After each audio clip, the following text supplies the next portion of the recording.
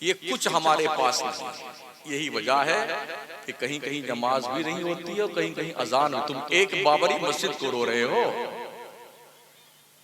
पंजाब के इलाके में तकरीबन 3000 मस्जिदें हैं जहां घोड़े बांधे जाते हैं। अजमेर शरीफ में कई दर्जन मस्जिदें हैं जहां पर मोटरसाइकिल के रिपेयरिंग की दुकानें खुली हुई हैं। एक बाबरी मस्जिद को रो रहे हो। अगर नमाज नहीं पढ़ोगे तो ऐसी कितनी मस्जिदें हो जाएंगी जिसमें आपकी पेशानियां तड़पेंगी सजदों के लिए। दिल्ली की जमीन पर ऐसी बड़ी बड़ी मस्जिदें मौजूद हैं जहां हजार हजार लोग नमाज पढ़ सकते हैं, मगर वहां पर घोड़े और गधे आराम फरमाते हैं। इसलिए आला हजरत का एक जिम्मेदार मुबल्लिग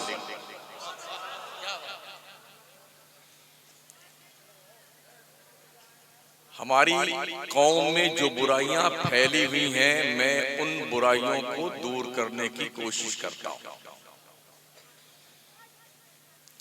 इससे हमारे हिज़्बे मुखालिफ को खुश होने की कतई जरूरत नहीं है।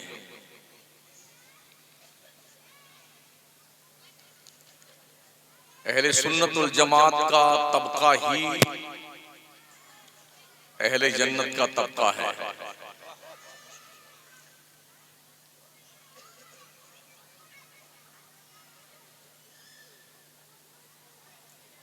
छोटी छोटी क्लिप बना करके मेरी और अपने अकायदे बातिला और खबसाए जमाना के नजरियात अफकार को पेश करके ये समझाना चाहते हैं कि ये मौलाना जो है ये हमारी बात हो रहा है, ये तुम्हारी बात नहीं है, हमारी ही बात है जिसे हमने कहना छोड़ दिया था। गुज़िश्ता 42 साल से मैं तकरीर कर रहा हूं और जो हमने हालात का जायजा लिया है कश्मीर से लेकर कन्याकुमारी तक, हमारी कौम को हमने जलसों से अमल की दावत कम दी है, सिर्फ जन्नत का लालच दे करके ब्लैकमेल किया है। बस ये पढ़ लो तुम्हें जन्नत मिल जाएगी, ये वजीफा पढ़ लो जन्नत में पहुंच जाओगे, और एक बार सुभान अल्लाह कह दो जन्नत में 10 पेड़ लग जाएंगे। ये सब ठीक है, फजीलत अपनी जगह पर है, लेकिन क्या ये वजीफा हजरत अबू बकर को नहीं मालूम था? वो रात रात भर इबादत करके अल्लाह के दरबार में क्यों रोते थे? क्या हजरत उमर को ये वजीफे पता नहीं थे जो आज 1400 साल के बाद हमारे पास आए हैं? इतना रोते थे फारूक आजम कि उनके गाल पर आंसू बहते बहते नाली बन गई थी।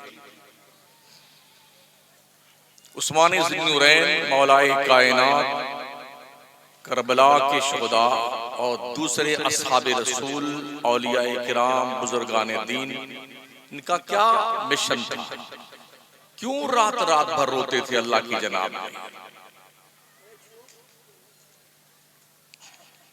इनके पास तो कन्फर्म जन्नत का टिकट था, हमारे पास सिर्फ वेटिंग लिस्ट का टिकट है। इतने खुश हैं लगता है कि कन्फर्म हो गया। आप वेटिंग लिस्ट टिकट लेके पहुंचे अपने स्टेशन पर और ट्रेन में जाएं और टीटी आपको कह दे कि आपका ये वेटिंग लिस्ट टिकट कन्फर्म नहीं हुआ है और बंबई तक का आपको सफर करना है, तो आप कैसे करेंगे उसे आप ही जानते हैं। तो वेटिंग लिस्ट टिकट लेकर के बैठने वालों, कैसे तुम्हें यकीन हो गया कि तुम ही जन्नत में जाओगे? ये तो उस वक्त पता चलेगा जब मरोगे, ईमान पर खात्मा होगा, तब कंफर्मेशन होगा कि तुम जन्नत में गए। अभी तो हम भी जिंदा हैं, आप भी जिंदा हैं। अल्लाह ने फरमाया फमन ज़ुज़िहा अनिन नार व उदखिलल जन्नत फ़क़द फ़ाज़, जो दोज़ख से बचाकर जन्नत में डाल दिया गया वो कामयाब है। ईमान पर खात्मा होगा तभी आपको जन्नत में जाने का चांस मिलेगा, और ईमान पे खात्मा ना हुआ तो सीधे जहन्नम में ढकेल दिए जाओगे। ये गारंटी किसी के पास नहीं, ना हमारे पास में है ना आपके पास में। इसलिए मरते दम तक अपने ईमान की फिक्र करते रहो और अमल के मैदान में अल्लाह रसूल ने जो फरमाया है उसकी ताबेदारी करते रहो।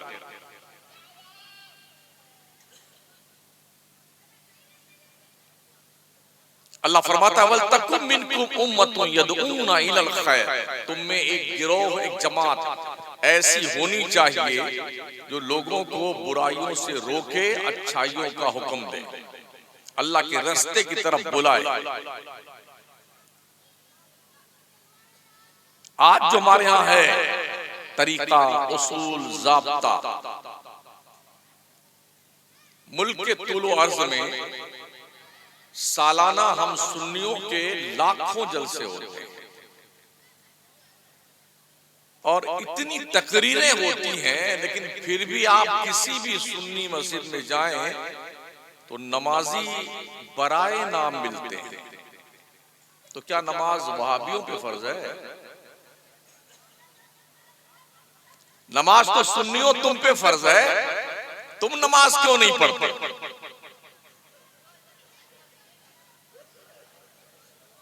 अभी एक मौलाना का वीडियो देखा, वो ऐलान कर रहे थे गांव वालों 4 दिन हो गया है मस्जिद में जमात नहीं हुई, अल्लाह के वास्ते 1-2 तो आ जाओ कि जमात हो जाए मस्जिद में।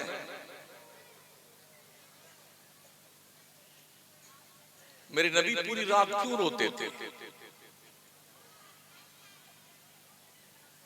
यहां तक के अम्मा आयशा सिद्दीका फरमाती हैं मुस्तफा करीम सल्लल्लाहु तआला अलैहि वसल्लम जब सजदे में सर रखते तो रोते रोते मुसल्ला भीग जाता था, खड़े होते तो खड़े खड़े रोते रहते, दाढ़ी शरीफ भीग जाती थी, हिचकियां बन जाती थी और आका करीम के दिल की धड़कन की आवाज में ऐसे सुनती थी खौफे इलाही की बुनियाद पर, जैसे देगची में सालन पकते वक्त आवाज आती है, ऐसे नबी के दिल की आवाज आती थी। वो तो जन्नत के मालिक थे, क्यों रोते थे?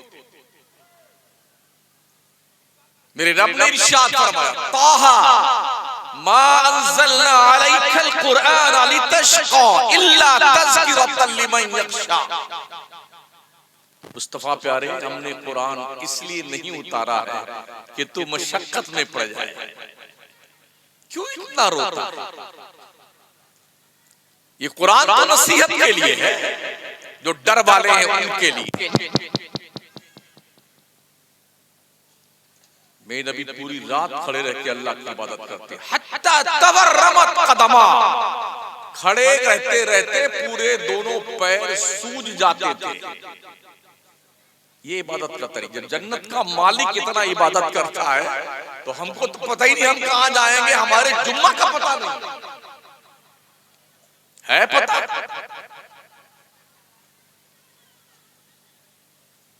मेरे रब ने इरशाद फरमाया या अय्युहल मुज़्ज़म्मिल कुमिल लैला इल्ला क़लीलन निस्फ़हु अव इंक़ुस मिन्हु क़लीला औ ज़िद अलैहि वरत्तिलिल क़ुरआन तरतीला। ओ चादरे नूर ओढ़ने वाले, रातों को इबादत कर मगर थोड़ी रात जाग, मगर पूरी रात बंदगी मत कर मेरी। कुमिल लैल इल्ला कलीला, रात में खड़े होके मेरी इबादत कर मगर थोड़ी रात तक। कितना? निस्फ़हु, आधी रात तक, अमीन कुछ या उससे कुछ कम, औज़िद अलैहि या थोड़ा ज्यादा, वरत्तिलिल कुरआन तरतीला, कुरान मुस्तफा ठहर ठहर के पढ़ा। आज तक मुझे भी हो गया लगभग 45 साल से नमाज में पढ़ रहा हूं और 40 साल से पढ़ा रहा हूं। अब तक एक भी इंफॉर्मेशन नहीं आई कि शमसुद्दीन थोड़ी नमाज कम पढ़ा कर, न किसी अमीरी जमात के पास आई है न किसी फकीर जमात के पास आई। ये मुस्तफा करीम का स्पेशली मकाम है। कि अल्लाह फरमाता महबूब ज्यादा देर तक मेरी बंदगी मत कर। क्यों? इसलिए अल्लाह फरमाता इन्ना लका फिन्नहारी सबहन तवीला, ए मुस्तफा तू दिन में बहुत सारे काम करता है, थक जाता है, तो देर तक मेरी बंदगी मत कर, सो लिया कर थोड़ी। ये महबूब है महबूब, और महबूब के नाज उठाए जाते हैं। अल्लाह खुद फरमाता अल्लज़ी यराका हीना तक़ूम, ओ प्यारे मुस्तफा तू जिस वक्त खड़ा होता है तेरा अल्लाह सिर्फ तुझको देखता है, सिर्फ तुझको देखता है। वैसे भी दुनिया में महबूब के सिवा कोई चीज है देखने के लायक?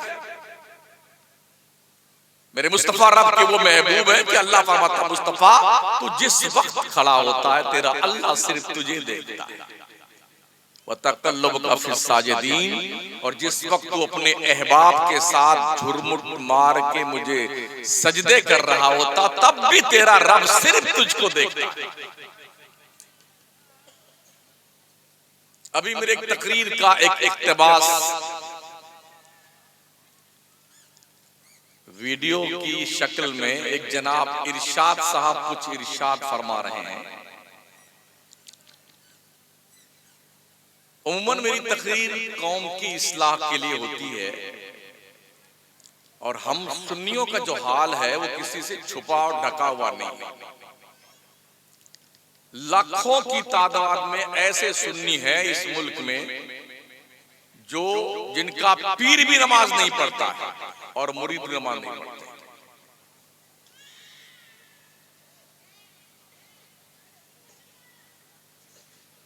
उस तनाजुर में मेरी गुफ्तगू है कि तुम्हारा किसी का बाप भी बख्शवा नहीं सकता, तो जनाब ने इसको उठा करके आकाए करीम तक पहुंचा दिया।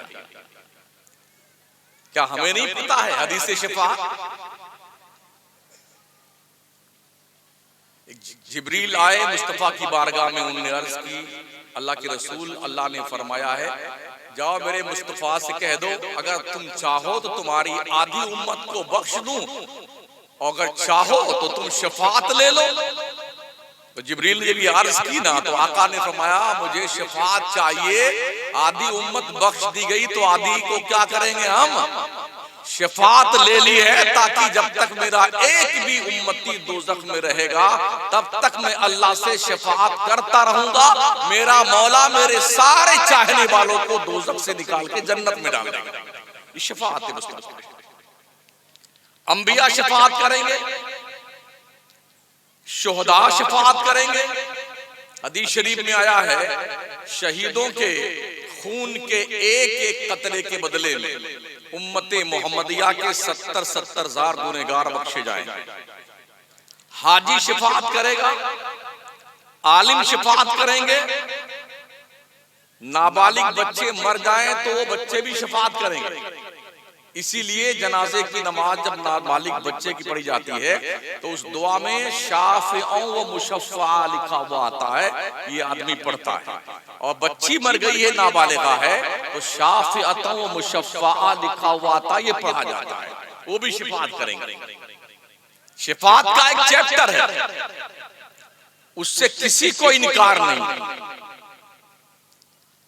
बोले अल्लाह जिसके दिल में जर्रा बराबर राई का ईमान होगा सबको जन्नत में भेजेगा।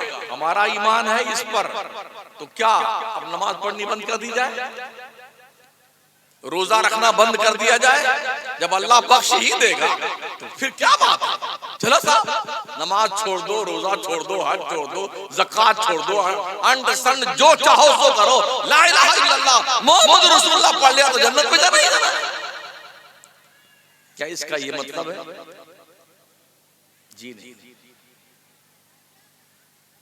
शफात करने वाला पैगंबर भी इबादत करता। हम पर तो 5 वक्त की नमाज फर्ज है, मेरे नबी पे 6 वक्त की नमाज फर्ज थी। और मेरे करीम आका ने जिन्हें कंफर्म टिकट जन्नत का दिया था वो लोग रात रात भर रोते थे। हज़रत अबू बकर, नबी फरमाते जिसे जन्नती देखना है अबू बकर को देखो। अशरे मुबशरा के 10 वो सहाबी जिनको मेरे मुस्तफा ने दुनिया में जन्नत की बशारत दी है, ये सब रोते थे। 1,24,000 नबी के सहाबा रहे हैं और अल्लाह का वादा है, वकुल्लम वादल्लाहुल हुस्ना, अल्लाह ने हर सहाबी से जन्नत का वादा किया है। फिर सहाबा क्यों रोते थे अल्लाह के डर से?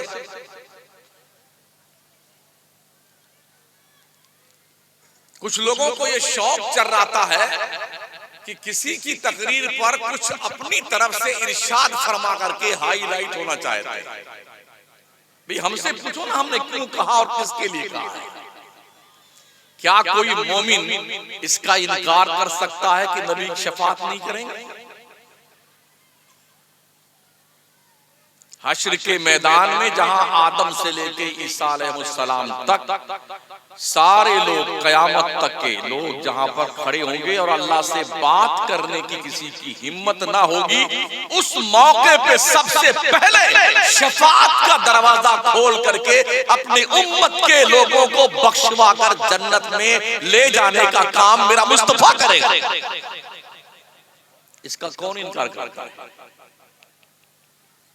अल्लाह फरमाता है इन्नल्लाह यग़फ़िरु ज़ुनूबा जमीआ, बेशक अल्लाह सारे गुनाह माफ करता है। तो क्या आज के बाद आप छुट्टे सांड बन गए? मस्जिदों पे ताले लगा दिए जाए, नेकियों की तरगीब और तकलीफ जो तबलीग बंद कर दी जाए? इसका ये मतलब नहीं। अल्लाह ने अपने नबी को मुबश्शिर भी बनाया है, नज़ीर भी बनाया है। जन्नत की खुशखबरी भी सुनाओ और जहन्नम से मेरे बंदों को डराते भी रहो। खुदा का खौफ दिल में पैदा कीजिए, अल्लाह का डर दिल पे गालिब रखिए।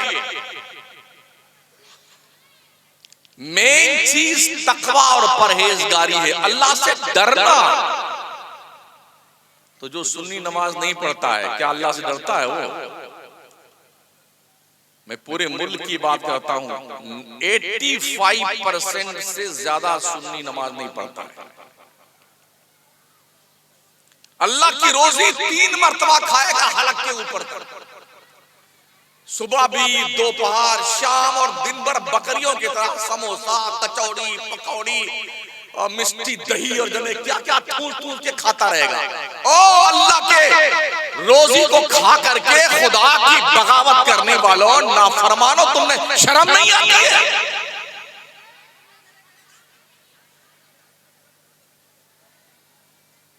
तुम्हें रब का डर नहीं लगता? अल्लाह फरमाता है इन्ना अंज़रनाकुम अज़ाबन करीबा, कुरान की पूरी आयत, हम बेशक तुम्हें उस अजाब से डरा रहे हैं जो बहुत करीब है आने वाला था।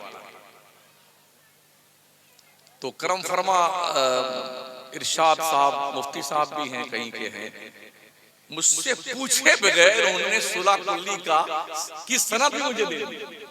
हाँ, यूट्यूब पर जो है अभी चल रहा बहुत ज्यादा सुलह कुल्ली, और बोले अगर हमको ये ना होता तो हम ये कहते तेरी दोज़ख से तो कुछ छीना नहीं, खुल्द में पहुंचा रज़ा तो फिर तुझको क्या। हमको समझाते हो मसला की आला हज़रत क्या है? मैं मुफ्ती आज़म हिंद का मुरीद हूं, आला हज़रत की साहबजादे का मुरीद हूं मैं। मेरे सारे बच्चे सरकार ताजुल शरिया के मुरीद हैं।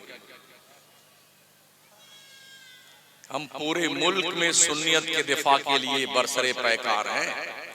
जब जरूरत पड़ती है तो हम बाज़ाब्ता तौर पर उनकी भी क्लास लगाते हैं जो नबी के गद्दार और दुश्मन हैं। हम खामखा उनके नाम की माला नहीं जपते अपने जलसों में।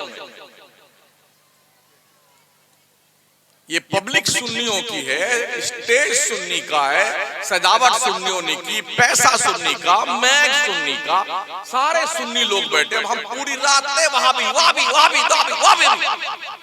क्या हो गया यार हमको? हमने सिर्फ 40-45 साल से यही किया है। ये एनर्जी अगर हमने अपने सुन्नियत पे सर्व की होती, अपनी कौम को अल्लाह के दर पे झुकाया होता, तो आज सुन्नी का की तादाद मस्जिदों में भरी होती। सुन्नी सब तो जन्नत ही बांट रहे हैं। अगर एक मौलवी शमसुद्दीन कादरी लोगों को जन्नत के दरवाजे तक ले जाने का तरीका बता रहा है तो हमें तो हमारे हाल पे छोड़ दो यार। तुम तो बांट ही रहे हो जन्नत, ये तुम्हारे अब्बा की, ये तुम्हारे दादा की, ये जन्नत तुम्हारी बेगम की, तुम्हारे बहन की, सारी जन्नत तुम्हारी। जन्नत कोई फुटपाथ की दुकान समझा है तुमने? बड़ी आसानी से ले लोगे। गरीब नवाज सरकार ने 70 साल तक सोने के लिए ये पीठ जमीन से नहीं लगाई है, रात रात भर इबादत करते थे।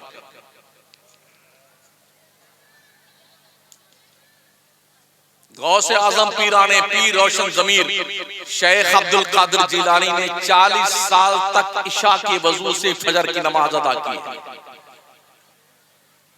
कहां बैठे हैं? हर नबी ने, हर रसूल ने, हर वली ने बंदों को अल्लाह के दर पे झुकाया है, अपने दर पर।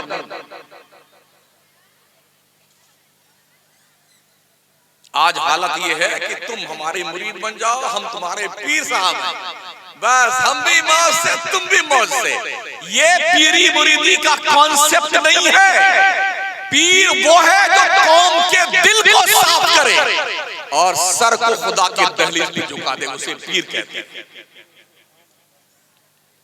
अब तो औरतें भी पीर बन गई हैं। हाँ, इतनी बड़ी बड़ी दाढ़ी वाले औरतों से मुरीद हो रहे हैं।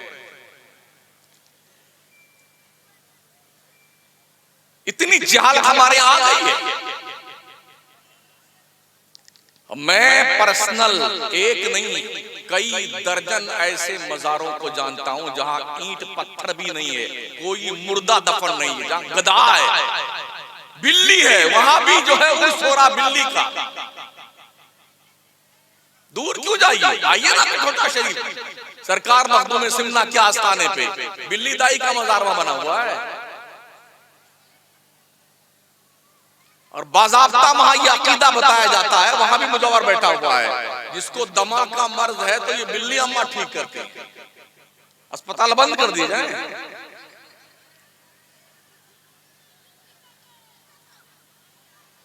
अरे कुछ तो यार हया रखो।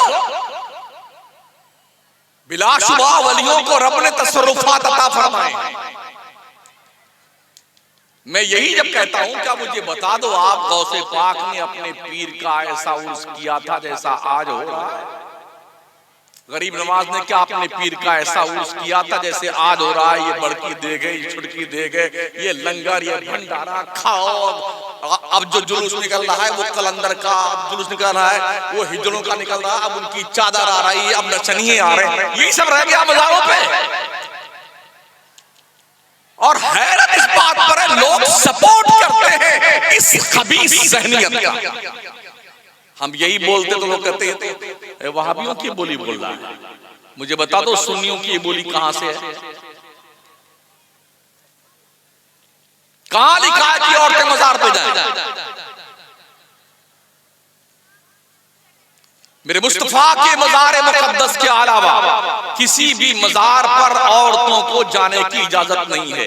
इमाम अहले सुन्नत ने बाज़ाब्ता तौर पर यह हदीस नक़्द फरमाई, लानल्लाहु अला ज़ायरातिल क़ुबूर, कब्रों की ज़ियारत करने जाने वाली औरतों पे अल्लाह की लानत है।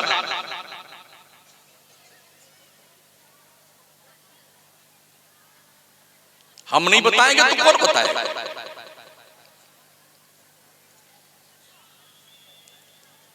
एक मजार देखा, उस मजार के ऊपर इतना मोटा मोटा डंडा लटकाया हुआ है। बड़ा इसी को भी गए हैं, बोले सोटा वाले बाबा, 25-30 सोटा लटक रहा है। ये क्या भाई, क्या थिंकिंग है ये? अल्लाह वालों ने तो जिंदगियां खपा दी रब को राजी करने के लिए, तुमने उनके किरदार को तमाशा बना के रखा हुआ। वहां भी जाए चूल्हे बाढ़ में उसकी ऐसी तैसी, हमें क्या करना वहां भी ऐसे। पर मुझे बताओ कहां पर सुन्नियत में ये आता है?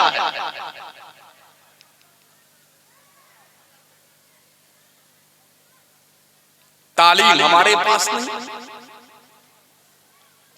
दौलत हमारे पास नहीं, शऊर हमारे पास नहीं, छोटे बड़े की इज्जत हमारे पास नहीं, शादी ब्याह में खुराफात का भंडार हमारे यहाँ लगा हुआ है, और हम ठेकेदार भी हैं ईमान और सुन्नियत के।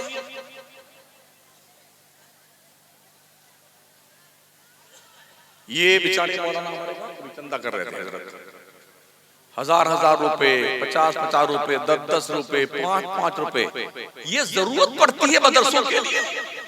सारी एनर्जी घंटा 1.5 घंटा उस बंदे खुदा ने सर्च की तुमसे पैसा वसूलने के लिए कि मदरसे के लिए चंदा दो। अगर इसी कौम से कव्वाली नाच गाने पे पैसा तलब किया जाता, बगैर पूछे लाखों रुपया देता बंदा सुन्नी, बगैर पूछे।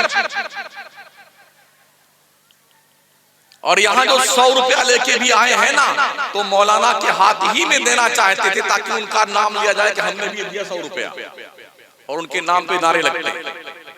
ये हमने भी अंदाजा लगाया।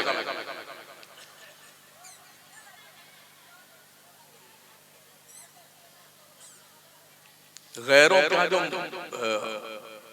माबूदाने बातिल के इबादत गाहें हैं ना, बिरादरान वतन के यहाँ एक एक आदमी 1-1 करोड़ रुपया मंदिर बनाने में देता है, 2 करोड़ 2.5 करोड़। इसलिए बता रहा हूं, हम जिस शहर में रहते हैं मकराना में, पूरी दुनिया के भगवान वहीं बनाए जाते हैं। छोटे बड़े मजले, 1 पाव के, 2 पाव के, 2 किलो के, 10 किलो के, 100 किलो के, सब वहीं बनते हैं, फिर बेचे जाते हैं। और बनाने वाले सब मुसलमान हैं, ठीक है।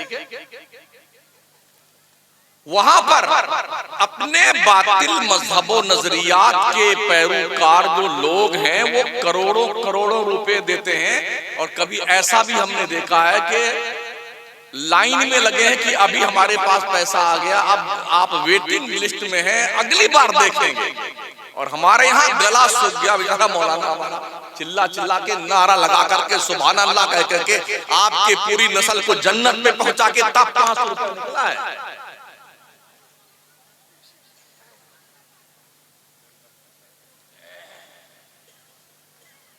एक भी ढंग का कोई स्कूल है सुन्नियों के पास में।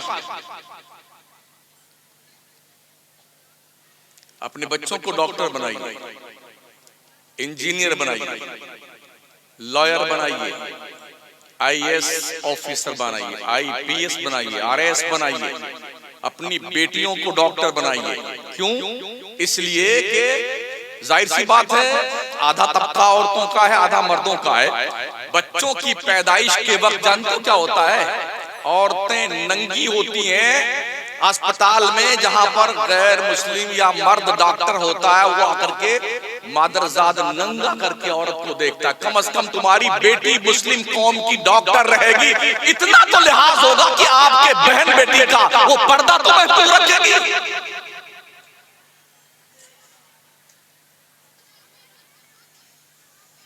गुज़िश्ता जमानों, पुराने जमाने में, 40-50 साल पहले की बात कर रहे हैं, ये था लॉजिक हमारे यहाँ। बच्चियों को पढ़ाना मत, बच्चियों को पढ़ाना लिखाना हराम है। एक जमाने तक यही राग गाया गया कि बच्चियों को मत पढ़ाओ, बच्चियों को मत पढ़ाओ, बच्चियों को मत पढ़ाओ। अब वही फतवा देने वाले बच्चियों का दारुल खोले बैठे हुए। आज क्या हो गया भाई? क्यों जायज है? ये वक्त की जरूरत है। इसलिए कि बाप क्वालिफाइड होगा, वो तो दिन भर थका हारा स्कूल में, कॉलेज में, ऑफिस में, दुकान पे, मार्केट पे सारा वक्त गुजारता है। अगर औरतें क्वालिफाइड रही तो बच्चों की एक मुस्तकिल नस्ल को बेहतरीन सही सोच देने की जिम्मेदारी मुस्लिम कौम और औरतों के इस तबके का है। इधर बैठ, ये औरतें जिस दिन अपनी जिम्मेदारी महसूस कर लेंगी, अगर ये क्वालिफाइड है, तो बच्चों की पहली यूनिवर्सिटी माँ की गोद है। अगर यहाँ बच्चे सुधर गए तो कॉलेज की चौखट तक पहुंचते पहुंचते एक बेहतरीन बच्चा आपका इस्लाम का नुमाइंदा दिखाई पड़ेगा। बड़े अफसोस के साथ कहना पड़ रहा है, हर 2-4 महीने पे जब पुलिस कहीं छापा मारती होटलों पे ना, तो होटलों में पकड़ी जाने वाली गैर मर्दों के साथ में लड़कियां वो होती हैं जो कॉलेज में पढ़ती हैं। वो अपने स्कूल का यूनिफॉर्म बैग में रखती हैं और होटल में रात और दिन गुजारती हैं। जब पकड़ी जाती हैं तो पूरी कौम की नाक कटकर करती मारती। आए दिन अखबारात की शहसुर्खियां देखने के लायक हैं। इसमें ज्यादा तादाद मुस्लिम उम्मा की बच्चियों की है कोई ध्यान देने वाला?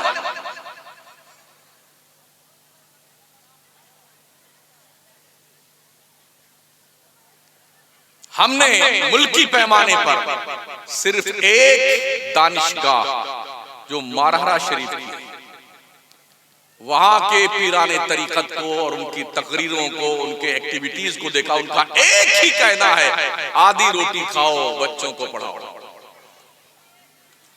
तालीम पर ज्यादा फोकस डालिए, इसलिए कि किसी भी कौम के रोशन मुस्तकबिल की जमानत पढ़ी लिखी जनरेशन होती है, क्वालिफाइड जनरेशन होती है। जाहिलों से जहालत तो परवान चढ़ सकती है, कौम और मिल्लत के दरमियान उजाला नहीं फैल सकता है। ये रोशनी पढ़े लिखे लोगों से आएगी। इसलिए बच्चों को पढ़ाइए और बच्चियों को पढ़ाइए। प्यारे आका सल्लल्लाहु तआला अलैहि वसल्लम के प्यार दीवाने, जब अहादीस की कुतुब का मुताला किया तो पता ये चला, जब अजिल्ले सहाबाए किबार किसी मसले में उलझ जाते थे और तस्फिया नहीं होता था, तो उस मसले का क्लियरेशन करने के लिए अम्मा आयशा सिद्दीका की चौखट पे सहाबा हाजिरी देते थे कि हम सहाबा इसमें उलझे हुए हैं, आप फैसला दीजिए। तो सबसे फाइनल फतवा अगर कोई देती थी तो सैयदा आयशा सिद्दीका देती थी, क्योंकि उन्होंने हुजूर की माइयत में, आपकी रिफाकत में, आपके घर में सैयदा आयशा ने होश की आंखें खोल करके जिंदगी के कई साल गुजारे थे। रात भी देखी थी, दिन भी देखा था उन्होंने, और हर मामले में हुजूर के फरमादात की बेशुमार अहादीस सैयदा आयशा सिद्दीका के दिल में महफूज थी।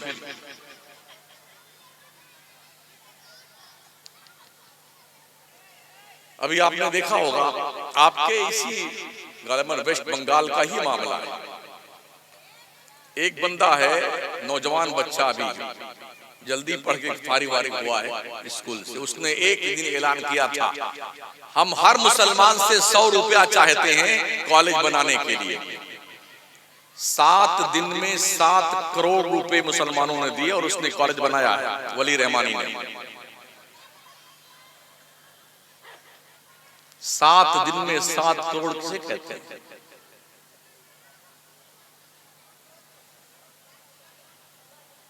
और यहां क्या कुल 20, यानी एक 1.5 घंटे का पसीना बहाने के बाद, गला फाड़ने के बाद, जन्नत का लालच दे दे करके कि पूरे खानदान जाएंगे, इसको बेगम को भी साथ में लेके जाओ और उधर से उनको फिर जाओ अपनी बेगम के पास, फिर 500 रुपया लेके आओ। ये सब जिम्मेदारी गारंटी देने के बाद 20,000 रुपये नहीं आई है। ये जागरूकता हमारी है।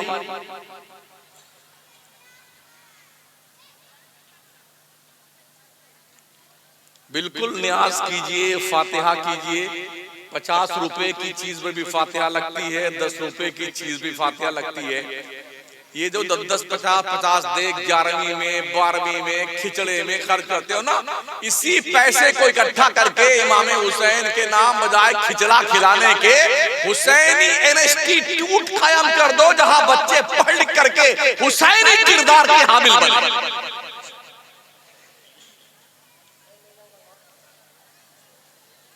जीलानी इंस्टीट्यूट, मोइनुद्दीन चिश्ती यूनिवर्सिटी, इमाम अहमद रजा यूनिवर्सिटी, ये बनाओ ना। क्या दिक्कत आती है आपको? क्यों नहीं बनाते हो?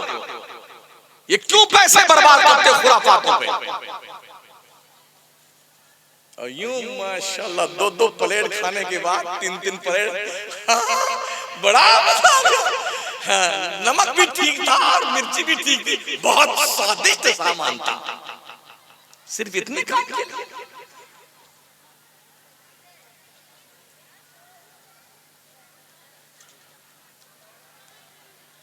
हमारी तकरीरें करंट इश्यूज पे होती हैं। थम्स अप पिलाना हमें शुगर के मरीजों को नहीं आता है। अगर कोई शुगर का पेशेंट आए ना तो हम उसे थम्स अप नहीं पिलाएंगे, हमारा काम है उसका इलाज बताना। कोई हार्ट का पेशेंट आए तो उसे चर्बी की बूटी खिलाई जाए? जी नहीं। हर मर्ज की दवा, बस सारे आएंगे सब जन्नत बांट के जाएंगे। भाई साहब ये एंटीबायोटिक दवा ज्यादा मत खिलाओ वरना गुर्दा खराब हो जाता है।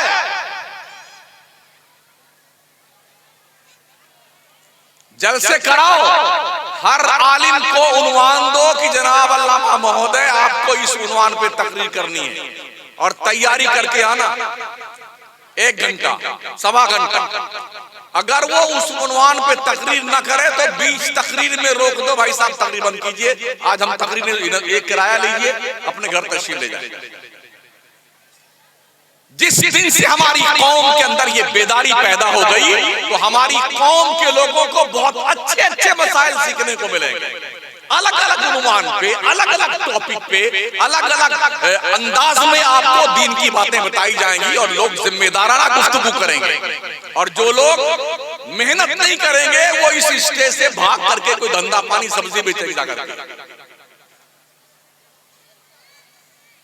इसलिए कमेटियों को एक्टिव होने की जरूरत है। हम जहां भी जाते हैं ना तो जैसे मेरे नाम का पोस्टर छपता है तो सबसे पहले कमेटियों के पास फोन आना शुरू, अरे किसको बुला रहे हो? वो तो सुलह खुली है। किसको बुला रहे हैं? वो तो सुन्नियों के खिलाफ तकरीर करता है। अगर सुन्नी खुराफात करता है तो क्या इसको जन्नत की बिशारत सुनाएंगे हम?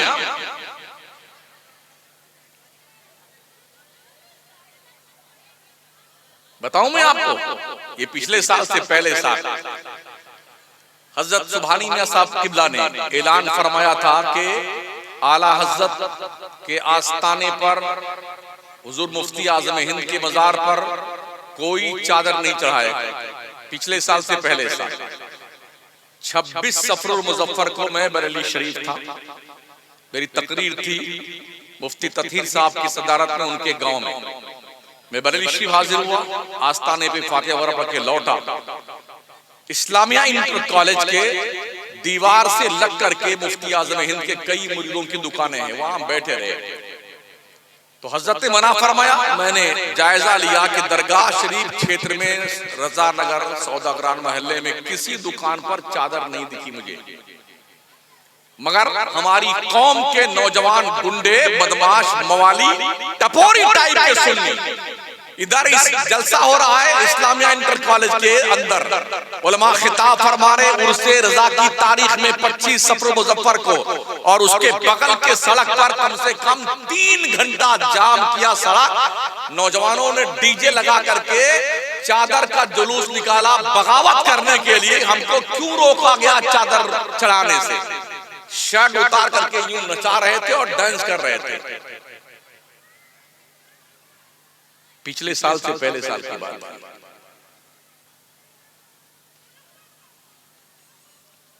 किसी ने एक बार भी तकरीर के खिलाफ नहीं की। जुर्म हम करें तो भी जुर्म ही है, कोई अल्लामा खतीब साहब करें तो भी जुर्म है, कोई पीर करे तो भी जुर्म है। ऐसा नहीं कि सिर्फ गरीब करे तो जुर्म है और अमीर करे तो जुर्म नहीं है। हालांकि अभी जो मुल्क का हाल यही है, गरीब कोई मच्छर मार दे तो कातिल कहलाता है और सियासतदान चाहे 7 खून कर दे तो उसे माफ कर दिया जाता है। यही है ना। डरिए अपने रब से, सिर्फ रब से डरना सीखो, रब से और किसी से नहीं। जो बंदे रब से डरते हैं ना दुनिया उनसे डरती है। डरना शुरू करो अपने परवरदिगार से। ये भी सुन लो, अगर आपने ये सोच रखा है कॉलेज में यूनिवर्सिटी में हमारे बच्चे पढ़ने जाएंगे तो वहां से बहुत बढ़िया सुन्नी बन के आएंगे, गलत सोच आपकी है। मदरसे में बच्चे पढ़ने आते हैं 5 से 7% और वो भी जिन बच्चों का दिमाग काम नहीं करता है इल्ला माशाअल्लाह, वो बच्चे ज्यादा मदरसे भेजे जाते हैं। जो इस बच्चा किसी मदरसे में नहीं चलता, वो आएगा हजरत इसको यहीं डाल दीजिए, ये माल कहीं नहीं चला, आप ही इस पे कुछ मेहनत कीजिए। खा पी के बच्चे मुचंडे बन के परवान चढ़ते हैं मदरसों में, इल्ला माशाअल्लाह। बहुत कम बच्चे हैं जो पढ़ने लिखने वाले होते हैं, परसेंटेज कम है। और जो थोड़ा माइंडेड जीनियस बच्चे होते हैं उन्हें स्कूल भेजा जाता है, कॉलेज, यूनिवर्सिटी, और उनका ईमान संभालने और बचाने के लिए वहां कोई सुन्नी लेक्चरर नहीं है, कोई सुन्नी प्रोफेसर नहीं है, कोई सुन्नी मास्टर नहीं है। तो हमारा वो बच्चा जब डॉक्टर बन के निकलता है, लॉयर बन के निकलता है, तो वो मुज़फ़्फ़फ़ बन के चलता वहां से। घर सुन्नियों का था, सुन्नियों के घर पैदा हुआ, सुन्नियत के माहौल में जवान हुआ, मगर कॉलेज यूनिवर्सिटी की तालीम ने उसे पिलपिला बना दिया या दीन से बेगाना बना दिया। आप चले जाइए मुस्लिम यूनिवर्सिटी में, गिन लीजिए उंगली पे कितने सुन्नी लेक्चरर हैं। आप चले जाइए जामिया मिल्लिया में, हमदर्द में चले जाइए। हमने अपनी सारी एनर्जी सिर्फ खुराफात पर खर्च की है। और अफसोस ये है जो माइंडेड लोग थे वो खामोश तमाशाई बने बैठे थे।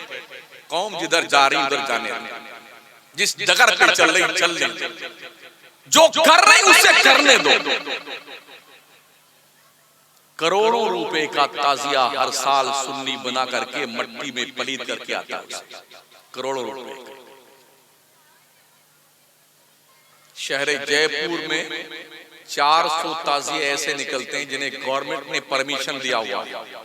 कोई ताजिया 1 लाख से नीचे नहीं होता है। 400 ताजिया, 1 लाख ही आप जोड़े तो कितने रुपए हो गए? 4 करोड़ रुपए का ताजिया एक शहर में जो रजिस्टर्ड ताजिया है उन पर खर्च होता है, और दिन में निकालता है जुलूस, शाम को खड्डे में पटक के आ जाते हैं।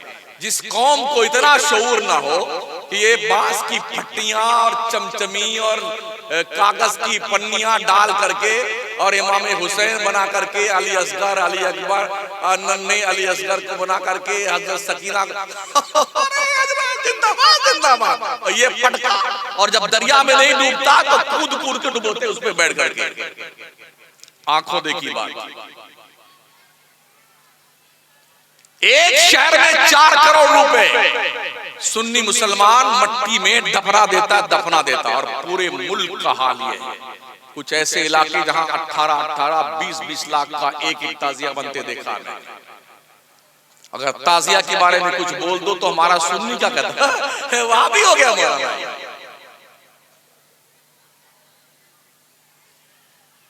मुझे अफसोस है यार, इमाम हुसैन शहीद होते होते करबला में अल्लाह की इबादत करते हुए, सजदा करते हुए शहीद हुए।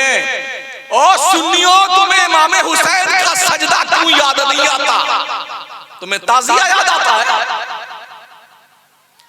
3 दिन से भूखे और प्यासे हैं मगर सजदा किसी का कज़ा नहीं हुआ है, तुम्हें ये क्यों नहीं याद आता? शादी का मौका आ जाए ना किसी घर में, इल्ला माशाअल्लाह, तो नमाजें, आप बहुत बिजी हो गए, नमाज छूट रही तो छूटने दो, ये काम हो जाना चाहिए। कोई मरा गया ना तो वहां भी नमाजें गायब, अच्छे नमाजियों को देखा। और अल्लाह रहम फरमाए हमारी कौम पर। आजकल की शादियों के हालात तो ऐसे हैं कि लगता ही नहीं कि मुसलमान की शादी।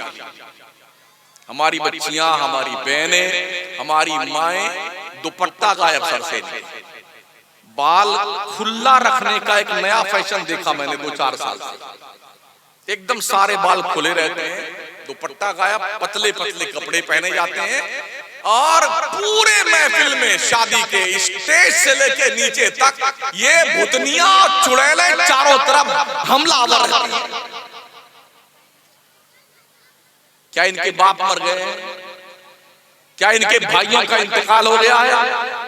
क्या इनके शौहरों के जनाजे उठ गए हैं? ओ मुस्लिम उम्मा की औरतों, क्या तुम्हें पता नहीं सैयदा फातिमा ज़हरा औरतों के जन्नत में जाने की कमांडर इन चीफ है, जिनका चेहरा न देखा महो मेहर ने, उस रिदाए नुज़ाहत पे लाखों सलाम। सारी दुनिया की मुस्लिम औरतें सैयदा फातिमा ज़हरा की क़यादत में जन्नत में जाएंगी। अगर सैयदा फातिमा ज़हरा ने पूछ लिया तुमने पर्दे का एहतराम नहीं किया था, तुम्हारे पास इसका क्या जवाब होगा? आज तो ब्यूटी पार्लर बने हुए हैं, यहां तक मेहंदी लगाई जाती है, यहां कांधे तक। किस कदर बेहयाई का माहौल है, कितना बेगैरती का माहौल है यार। आज के 25-30 साल पहले क्या औरतें लड़कियां दुल्हन नहीं बनती थी? आज क्या बलाएं आ गई। गरीब बाप बड़ी मुश्किल से अपने बच्चियों की शादी करने का इंतजाम करता है। 40,000 50,000 का सिर्फ मेकअप करवाया जा रहा है आज की तारीख में। ना बच्चियों को एहसास है, ना बच्चियों की माओ को एहसास है। मेरे पैगंबर ने फरमाया था, शादियां आसान बनाओ, ज़िना को मुश्किल कर दो। बरकत की शादी वो है जिसमें खर्चा कम हो। हमने देखा यही है, एक शादी पर 1 लाख से लेकर के 1 करोड़ रुपए और 10 करोड़ रुपए इसी मुल्क में खर्च हो रहे हैं। दूल्हे राजा इतने बड़े फटीचर और मंगते होते हैं, वो दूल्हा बनते हैं तो सारा पैसा दुल्हन के घर वालों से दूल्हा बनने का वसूल लेते हैं। मोटरसाइकिल चाहिए, 4 पहिया वाली गाड़ी चाहिए। अबे मंगते भिख मंगे कहीं के, तू दूल्हा बना ही क्यों? भीख मांगना है तो मोइनुद्दीन चिश्ती सरकार की बारगाह में आ जा, कटोरा लेके बैठ जा। बहुत सारे मंगते वहां पलते हैं। मखदूम सिमना के आस्थाने में चला जा, वहां भी बहुत सारे भिखारी पलते हैं। दुल्हन के बाप से ये मुतालबा, अपाची गाड़ी चाहिए, फटफटिया बुलेट चाहिए, घर में मुर्गी बांधने की जगह नहीं है, अब फटफटिया चाहिए। अब कमाल ये है, एकदम ब्लैक चेहरा है, गिलाफे काबा की तरह। वो भी अपनी अम्मा से, अम्मा ऐसी दुल्हन लाना जैसे ट्यूबलाइट चल रही है, जैसे ट्यूबलाइट, ऐसी खूबसूरत। हमने कई जगह कहा, जनाब जरा अपना रुखे ज़ेबा को आईना में देख लीजिए, आप कितने खूबसूरत। एक बड़ा फ्यूज है, उनको भी ट्यूबलाइट चाहिए। सबको गोरी औरतें चाहिए तो सावली बेचारी कहां जाएंगे?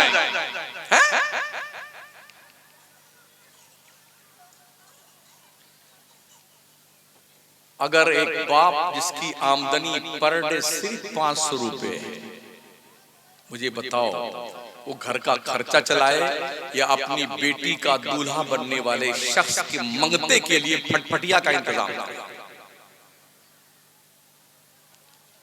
हमारे इन स्टेजों से इसका मुतालबा बहुत कम होता है। ये हमारी कौम का सबसे बड़ा नासूर मिल्लत का कैंसर है, जिसके अंदर जूझ रही है पूरी सुन्नियत। जिस बाप के 2-3 बच्चियां लगातार पैदा हो जाएं और 500 रुपए की पर डे कमाई बेचारे की, तो घर चलाए कि शादी के लिए अपने बच्चे। हम भी पढ़ते हैं अखबार, कहीं ना कहीं हर दिन अखबार की सुर्खी मिल जाती है, एक बाप ने अपने 2 बेटियों के साथ जहर खा करके कुएं में छलांग लगा दी। एक माँ अपने बच्चियों के समेत पेट्रोल डाल करके आग लगा के मर गई। किसकी बुनियाद? कौम के उन राक्षस, डाकू, लुटेरे लोगों के लिए जिनकी तोंदें बगैर ससुराल वालों के पैसों के नहीं बढ़ती हैं। इस डर से कि बच्ची के लिए अगर हम रिश्ते का इंतजाम करेंगे तो पैसे हमारे पास नहीं है, और कोई शख्स ऐसा नहीं मिलता है जो बगैर जहेज की शादी करे। मुझे आप बता सकते हैं कि कितने साल से जलसा हो रहा है? आपका जलसा कितने साल से हो रहा है? 15-20 साल से। इस 15-20 साल के अंदर कभी जहेज के खिलाफ कोई तकरीर सुनी आपने? अल्हम्दुलिल्लाह, दो ही लोग तीन हैं हिंदुस्तान भर में। हम भी पूरे मुल्क में घूमते हैं, कोई मतलब नहीं, हमको जो याद है वो सुना के चले जाएंगे। 10-15 सामने बैठे जिंदाबाद जिंदाबाद जिंदाबाद, हम समझते हैं हम बहुत कामयाब खतीब हो गए। जी नहीं, कोई मतलब नहीं ऐसी तकरीरों का जिन तकरीरों से अगर जलसों में इस्लाह का तसव्वुर नहीं पैदा होता। ऐसे जलसे बाज औरत की तरह है, बेदारी पैदा की। और उलमा और कमेटियां चाहे तो क्या नहीं हो सकता यार। अल्लाह का शुक्र है हम उलमाए किराम ने मकरानी शहर में और कौम की जिम्मेदार कमेटियों ने मिलकर के वो कदम लगाया। 27 साल से हमने ये पाबंदी लगा रखी शहर मकराना में, कोई लड़की वाले के यहाँ खाना नहीं खिलाया जाएगा शादी में। जी, शादियां होंगी लड़कियों की, खाना नहीं मिलेगा बराबर। चाय पीजिए, शरबत पीजिए, निकाह पढ़ाइए, चुपचाप अपने घर जाइए, वलीमा कर लेना दूसरे दिन। लड़कियों के यहाँ खाना नहीं। सामूहिक विवाह हो रहा है राजस्थान भर में, हिंदुओं में भी मुसलमानों में भी। बहुत कम पैसे लिए जा रहे हैं, कहीं कहीं तो 1-1 रुपया लेकर के 100-100 बच्चों की शादियां करवाई जाती हैं एक पंडाल के लिए। कोई खर्चा नहीं चाहिए, घर बसाना चाहिए। औरतों के अंदर अल्लाह ने बरकत रखी है। अगर आप शादियां आसान बनाएं तो जो औरत आपके घर में आएगी अल्लाह की तरफ से बरकत लेके आएगी। ये अहद कीजिए कि मुझे अपने लाडले शहजादे की शादी में कोई जहेज का सामान लेना ही नहीं है। ये अहद।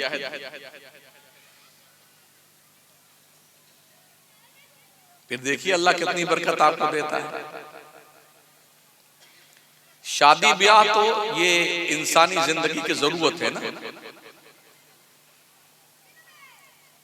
अकेले तो सिर्फ अल्लाह ही अच्छा लगता है। ला रहबानियत फिल इस्लाम, पैगंबर फरमाते हैं इस्लाम में जोगीपन नहीं है कि जी हम तो अकेले रहेंगे, हम शादी नहीं करेंगे। कई लोग हैं हमारे मुल्क में अब तक कुंवारे हैं, बुढ़ा गए हैं, और कुछ लोग शादी करके भी कुंवारे हो गए हैं इसी मुल्क में।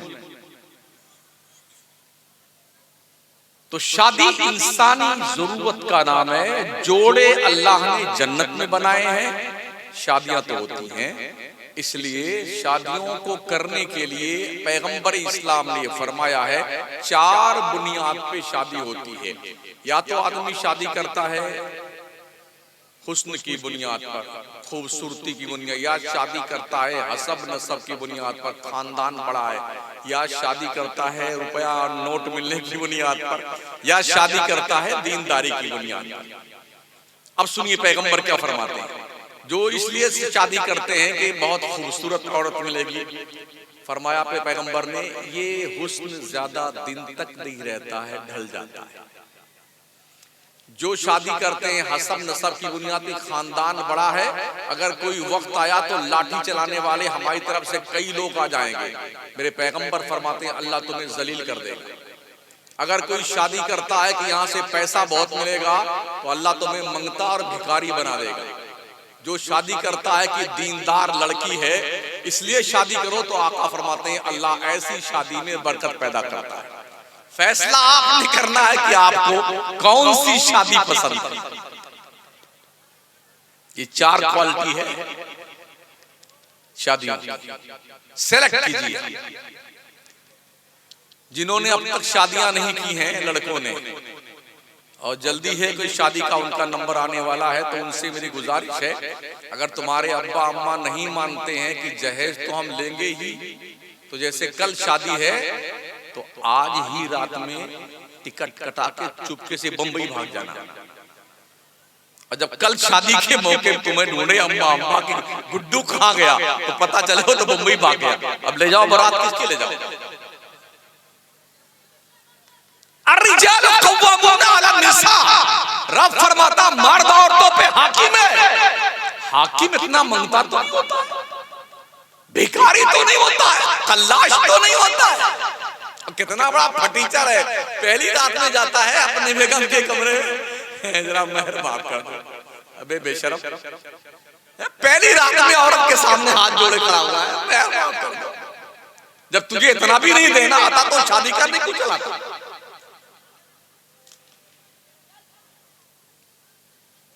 ये अलग मिजाज।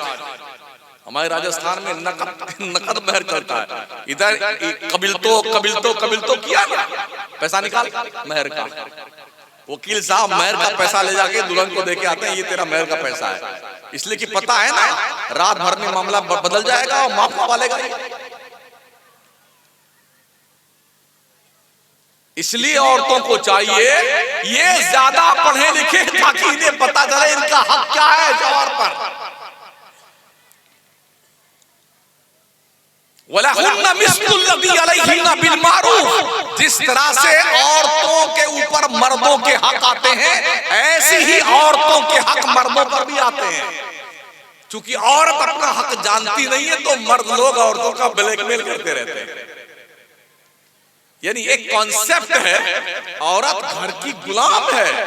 महोदय जी, औरत को इस्लाम ने गुलाम और कनीज नहीं बनाया है, औरत को इस्लाम ने घर की मलका बनाया है और ये पावर दिया है।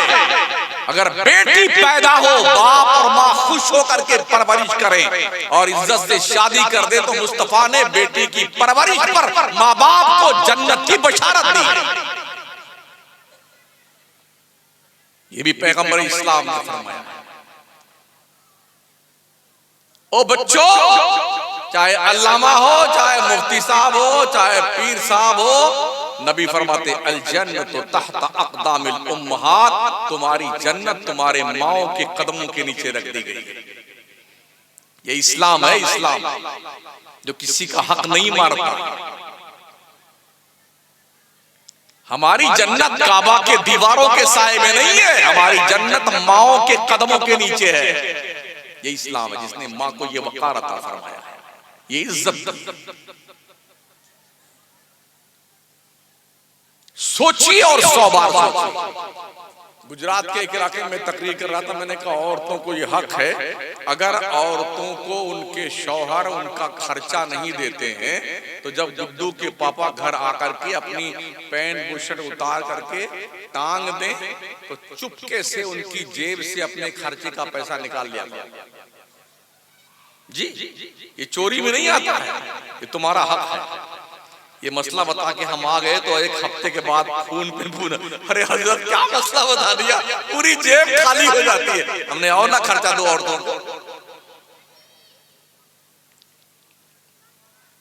हमने कहा जब कादी साहब निकाह पढ़ाते हैं तो क्या कहते हैं, फलाना बिनते फलां को आपके निकाह में दिया जिसका मेहर नक़द या उधार नानो नफका के साथ में इतना है।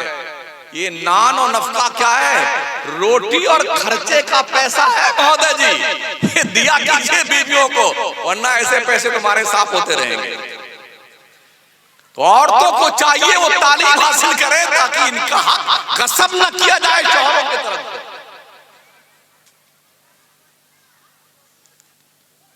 पढ़ाइए अपने बच्चों को, दीनदार बनाइए। बगैर दीन का इल्म हासिल किए आप खुदा की इबादत भी ढंग से नहीं कर सकते। हमने बचपन से सुना, अरे पुलिस की भर्ती मत करना, पुलिस में मत जाना, पुलिस और फौज में मत जाना, और जी ये ठीक नहीं है, कीड़े पड़ जाते हैं, इनकी कमाई हराम है। आज एहसास हो रहा है कि अगर पुलिस में हमारे मुस्लिम लोग भर्ती हुए होते तो ये जुल्म जो आज हम पे हो रहा है इतना तो नहीं होता। एक जमाने से ये लोन लेना हराम, लोन लेना हराम, लोन लेना हराम, नतीजा ये हुआ कि आज पूरे मुल्क में करोड़पति अरबपति मुसलमानों में इक्का दुक्का मिलेंगे, इसलिए कि लोन लेना हराम। एक जमाने तक यही फतवे दिए गए, लोन लेना हराम, लोन लेना हराम। गैरों ने करोड़ों करोड़ों रुपए लगा के फैक्ट्रियां कायम की और आज बड़े बड़े मील के बड़ी बड़ी फैक्ट्रियों के मालिक बने बैठे। मुसलमान इक्का दुक्का।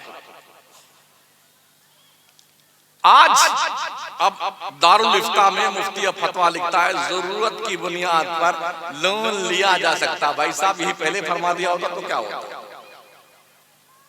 आपके पास फर्ज कीजिए 1 करोड़ रुपए कोई फैक्ट्री कायम करना चाहते हैं, क्या आप बगैर लोन लिए हुए फैक्ट्री कायम कर सकते हैं? आप 4 व्हीलर गाड़ी खरीदने जाएं, क्या कैश दे करके आप गाड़ी लेके आ सकते हैं? इतना जांच प्रक्रिया में लगा देंगे, उल्टे रहोगे मुर्गा की तरह। बैंक से लोन लेकर के फिर आप फैक्ट्री कायम कीजिए, करोड़ों और अरबों रुपए की फैक्ट्री लगाइए ना, क्या दिक्कत आती है? हमें पूरे भारत में कश्मीर से कन्याकुमारी तक ऐसे 10 लोग भी अब तक नहीं मिले जिनके पास 100-200 मुसलमान या मजदूर काम करता। इतना गरीब मुसलमान। आज की तारीख में अगर किसी जेल में 1000 लोग बंद हैं तो 900 मुसलमान हैं, सिर्फ 100 दूसरे बिरादरी के हैं। 900 मुसलमान जेल में। अगर यकीन नहीं आता है, अभी अक्षरधाम पे हमला हुआ था कोई 37-38 साल पहले।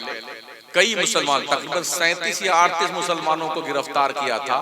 37 साल बाद 2 साल पहले फैसला दिया जज साहब ने, बाइज्जत बरी किए जाते हैं, इनका कोई कसूर नहीं मिला। तो 37 साल तुमने घास छीला है, घास मुसलमान के तुमने 37 साल बर्बाद कर दिए कि इसकी तबाही, इसकी जिंदगी खत्म हो गई। जो कमाई के दिन थे, जो लाइफ बनाने का दिन था, वो जेल में सड़ा दिया। तो आज भी मोहम्मद खालिद उमर नाम का बच्चा, कश्मीर का, कितने बच्चे हैं दिल्ली की जेल में सड़ रहे हैं, कसूर कोई नहीं। अभी पिछले साल मुंबई में तकरीबन 17 लोगों को 23 साल के बाद ये कहकर के हुकूमत महाराष्ट्र की हाई कोर्ट ने फैसला दिया इन मुसलमानों का कोई कसूर नहीं मिला, इसलिए बाइज्जत बरी किया जाता। भाई साहब, ये 23 साल तुमने क्यों बर्बाद किए? क्या हमारी हुकूमत इतनी गूंगी, बहरी और अंधी है? किसी का जुर्म साबित करने के लिए 23 साल लग जाते हैं? जी नहीं। एक मुनज़्ज़म प्लानिंग है, मुस्लिम कम्युनिटी के क्वालिफाइड ग्रेजुएट बच्चों को उठाओ, किसी न किसी जुर्म में इनको फंसा करके जेल में सड़ा दो, ताकि इस कौम का मुस्तकबिल चौपट हो जाए और बर्बाद हो जाए। क्या इस माहौल में आपकी जिम्मेदारी नहीं बनती कि आप पढ़िए? आपका दुश्मन इतना चालाक है कि आपको अपंग करने की प्लानिंग तैयार कर रहा है, और आप हैं सिर्फ खाने पीने में मस्त हैं। दोपहर को मछली बनेगी, शाम को मछली बनेगी, फिर तीतर बनेगा, फिर मुर्गा बनेगा, फिर उसके बाद और कुछ और आएगा। रोज खाए जाएंगे, रोज खाए। खा खा करके टंकी इतनी बड़ी हो गई है, दिमाग इतना छोटा हो गया। आइए दिल्ली में आइए, मटिया महल किताबों से पहचाना जाता था। इतनी दुकानें किताबों की थी, आज 2 चंद दुकानें रह गई हैं। हर दुकान को किताबों की दुकान खत्म करके वहां मछली, मुर्गा, तीतर, बटेर ले हरदम कढ़ाई में चम्मच फटाफट, आइए आइए तला तला मुर्गा खाइए, आइए आइए chicken chilli, chicken crispy, mutton बर्रा खाए जा रहे हैं। ये लाइन लगी मुसलमानों की खाने की। जो दिमाग वाली कौमें हैं वो अपने बच्चों पे मेहनत करती हैं। किसी भी कौम का बैकबोन, रोशन मुस्तकबिल, उज्जवल भविष्य उस कौम की नौजवान नस्ल पर मुनहसिर होता है। जो कौमें चालाक हैं अपने बच्चों को पढ़ाती हैं। जितने नेता हैं ना हमारे भारत के, इनके लड़के अंडे बच्चे Canada, Germany, Belgium, America, Europe में, बर्तानिया में, लंदन में पढ़ रहे हैं। कोई झंडा लेके जिंदाबाद जिंदाबाद जिंदाबाद ऐसा कोई नहीं कर रहा है, सबके बच्चे पढ़ रहे हैं। फुकटिया गिरधारी लोग लिए पूरी गली में जुलूस निकाले फिर रहे हैं, जिंदाबाद जिंदाबाद जिंदाबाद जिंदाबाद। ये तबाहियां हैं हमारी। खुदा का खौफ पैदा करें दिल में साथी। एक दिन मर करके अल्लाह के दरबार में जाना है, अल्लाह को मुंह दिखाना है। जब से होश संभाला है तब से लेके मरते दम का हिसाब पल पल का देना है। रब फरमाता बंदे डर उस दिन से जिस दिन तेरी पेशी अल्लाह के दरबार में होने वाली है। अल्लाह एक नेकी का हिसाब लेगा। सुम्मा लतुसअलुन्ना यौमैज़िन अनिन नईम। अल्लाह तुमसे अपनी हर नेमत के बारे में सवाल करेगा, बंदे तूने मेरी नेमत का कैसे इस्तेमाल किया। आज हम दौड़ रहे हैं, बोल रहे हैं, चिल्ला रहे हैं, कुछ पकड़ रहे हैं ना, जानते हो कल हश्र के मैदान में जब बंदा पुलसरात के इस पार खड़ा होगा तो अल्लाह फरमाएगा, बंदे तू बता दे तूने क्या क्या दुनिया में किया है, गुनाह कितने किए हैं, हम तुझे पुलसरात के उस पार पहुंचा देते हैं। तो इतना चालाक है ये मुसलमान, क्या कहेगा, या अल्लाह अगर तू उस पार पहुंचा दे ना हमको सब बता देंगे। यानी उसको ये लगा हुआ अगर इधर बता दिया तो ऐसा ना फिर जहन्नम में ढकेल दिया जाओ, तो वहां भी चापलूसी चापतराई देखिए, उधर पहुंचा दे सब बता देंगे। जब अल्लाह उसको उस तरफ पहुंचा देगा पुलसरात के उस पार, जो 50,000 साल का रास्ता है एक पल में, जब उस तरफ पहुंच जाएगा तब अल्लाह कहेगा, बंदे बता तूने वादा किया था, तूने गुनाह क्या क्या किया है। तो जानते क्या कहेगा, अरे हमने तो कोई गुनाह नहीं किया, या अल्लाह हमने कोई गुनाह नहीं किया है। अल्लाह फरमाएगा, अगर मैं तुझे तेरे सामने गवाही पेश कर दूं तो जल्दी कोई है, जब यकीन हो जाएगा कोई नहीं तो क्या कहेगा, हाँ हाँ तू गवाही पेश कर दे। अब अल्लाह फरमाता, अल-यौमा नख्तिमु अला अफ़वाहिहिम व तुकल्लिमुना अयदीहिम व तशहदु अर्जुलुहुम बिमा कानू यक्सिबून। आज के दिन हम तुम्हारे मुंह पे मुहर लगा देंगे, ये मुंह बंद कर देगा अल्लाह, और हमारे खिलाफ ही हमारा हाथ गवाही देगा। या अल्लाह से बोलेगा, या अल्लाह तूने मुझे बनाया था अच्छा काम करने के लिए, इस बंदे ने मेरे हाथ के जरिए से फला फला गुनाह किया। ये पैर बोलेगा, या अल्लाह तूने बनाया था इस पैर से चल करके मस्जिद में आने के लिए, नेकियों के मकामात तक जाने के लिए, लेकिन अल्लाह ये इस पैर से मस्जिद तक नहीं गया, सिनेमा हाउस गया था, जुआ के अड्डे पे, शराब के अड्डे पे, जुल्म करने, गुनाहों के डगर पे गया था। जब वो बंदा दे रही यार मेरा हाथ मेरे खिलाफ, मेरा पैर मेरे खिलाफ, तो बिल्कुल सटपटा जाएगा। अब तो चोरी पकड़ी गई रंगे हाथ, तो बड़े हसरत से अल्लाह के रहमत की तरफ देखेगा कि अब तो मारे गए कायदे से। अल्लाह की रहमत जोश में आएगी, रब फरमाएगा, जा बंदे तेरी ये मजबूरी देख के हम तुझ पर रहम करते हैं, जा जा जन्नत में चला। तो क्या इसका मतलब ये है कि ये सोच करके कि हमारे साथ भी ऐसा ही होगा तो कुछ भी करो और अल्लाह तो भेज ही देगा जन्नत में। कितने भी गुनाह कर लो अल्लाह तो बख्श देगा। कलमा तो पढ़ ही रहे हैं ना मुसलमान, ला इलाहा इल्लल्लाह मुहम्मदुर रसूलुल्लाह पढ़ लिया हमने, अब पूरी जिंदगी सिर्फ गुनाह करो, अल्लाह बख्श देगा, जन्नत भेज देगा। क्या इसका ये मतलब है? जी नहीं। कलमे की फजीलत अपनी जगह पे, मन क़ाला ला इलाहा इल्लल्लाह फदखलल जन्नह। अल्लाह के नबी फरमाते हैं, जिसने ला इलाहा इल्लल्लाह कह दिया वो जन्नत में दाखिल हो गया। तो जितने भी फिरके हैं ना हिंदुस्तान में, दुनिया भर में 73 फिरके उम्मत मोहम्मदिया में बताए गए हैं ना, 72 जहन्नम में जाएंगे, एक ही जन्नत में जाएगा, और ये सब कलमा पढ़ने वाले हैं। तो क्या सब जन्नत में जाएंगे? मन क़ाला ला इलाहा इल्लल्लाह फदखलल जन्नह। जनाबे इरशाद महोदय जिन्होंने मेरी तकरीर पे टिप्पणी फरमाई है, उनसे मैं अर्ज करूंगा ये वीडियो उन तक पहुंचे, आप फरमाएं क्या ये इसका मतलब है मन क़ाला ला इलाहा इल्लल्लाह फदखलल जन्नह?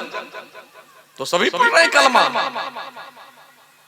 जी नहीं। इदा सबत शय सबत बिलवाज़िमिही, जब कोई शय साबित होती है तो अपने लवाज़िमात के साथ साबित होती है। आपने कलमा पढ़ लिया, अब आप बने मुसलमान। अब मुसलमान की जिम्मेदारी क्या है? 5 वक्त की चुपचाप नमाज पढ़ते रहो। मेरे करीम आका क्या फरमाते? मन तरका सलात मुतअम्मिदन फक़द कफर। जिसने एक वक्त की नमाज जानबूझ के छोड़ दी उसने काफिरों जैसा काम किया। मेरे पैगंबर फरमाते जिसने एक वक्त की नमाज छोड़ी उसका नाम जहन्नम के दरवाजे पे लिख दिया जाता है। एक काफिर और मुसलमान के बीच फर्क सिर्फ नमाज का है। मेरे आका फरमाते हैं जिसने एक बार नमाज छोड़ दी वो 2,86,00,000 साल जहन्नम में जलाया जाएगा। अस्सलातु इमादुद्दीन वमन अकामहा फक़द अकामद्दीन वमन तरकहा फक़द हदमद्दीन। दीन का नमाज दीन का सुतून है। जिसने नमाज कायम किया उसने दीन कायम किया। जिसने नमाज छोड़ दी अपना दीन उसने ढा दिया। पैगंबर फरमाते हैं बंदे इबादत कर अपने परवरदिगार की। अंत अब्दुल्लाह काइन्नका तरा फ़इन लम तकुन तरा फ़इन्नहु यराक। अपने रब की इबादत ऐसी कर जैसे तू खुदा को देख रहा है। और इतना यकीन तेरा नहीं जमता, कम से कम ये ध्यान रख तेरा खुदा तुझे देख रहा है। हम क्या देखते हैं? हमारे लोग नमाज तो सीखते नहीं इमाम साहब पास आकर के, मौलाना के पास में, तो नमाज पढ़ना आता नहीं है ज्यादा लोगों को। जब मस्जिद में आएंगे तो ऐसे तिरछे देखेंगे बगल वाला कैसे नियत बांधता है, ऐसे। अब नियत बांध लेने के बाद कुछ पंखा देखते रहते हैं, कोई इमाम साहब का कुर्ता पजामा देखते रहते हैं, फिर ऐसे तिरछे देख लेंगे कैसे रुकू करता है। सीखते क्यों नहीं? नमाज में चक्कर बकर देखते हो। अल्लाह के नबी फरमाते जब बंदा हालत नमाज में इधर उधर देखता है तो अल्लाह फरमाता बंदे क्या मुझसे भी ज्यादा खूबसूरत तुझे कोई दिखाई दे रहा है? कहां देख रहा है? मेरी बंदगी कर रहा है, कहां देखता है?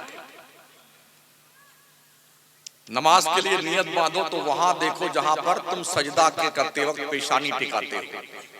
जब रुकू में जाओ तो दोनों पैरों के बीच में देखो।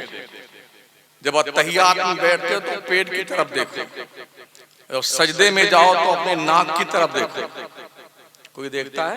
ना कोई पूछता मौलाना साहब से आकर के, कल का लौंडा है, इससे पूछने जाएंगे हमारी बड़ी बेइज्जती हो जाएगी। तो या तो बेइज्जती करवा लो या दीन सीख लो भाई साहब। अपने इमाम के पास किसी नमाज के वक्त आकर के बैठकर आधा घंटा दीन सीखा करो, दीन, ताकि कोई डाकू लुटेरा तुम्हें सुन्नियत के डगर से डगमगा ना सके। दीन सीखो, अकीदा सीखो, अमल सीखो। नमाज कैसे पढ़ी जाती है, नमाज में फराइज कितने हैं, शरात कितनी, नमाज के वाजिबात कितने हैं, अल्लाह कैसे राजी होता है, ये तरीका सीखो इमाम से। वो भी फ्री में नहीं, नजराना देकर, क्योंकि तनख्वाही बहुत ज्यादा देती है हमारी कौम इमाम को। 5-7 हजार 8 हजार देते देते मौत आने लगती है। मुझे नहीं पता यहाँ इमामों की तनख्वाह क्या है, लेकिन हालात पूरे मुल्क के जैसे। 10,000 बहुत हो गए। मतलब ये कि इमाम के ना बीवी है ना बच्चे हैं, कोई नहीं। भाई सबके भी बच्चे हैं, ढंग की तनख्वाह दिया करो ताकि इमाम ईमानदारी से नमाज पढ़े, जिम्मेदारी के साथ। ठीक है ना? हमने देखा है कुछ लोगों को नमाज पढ़ाते पढ़ाते मार्केट पहुंच जाते हैं।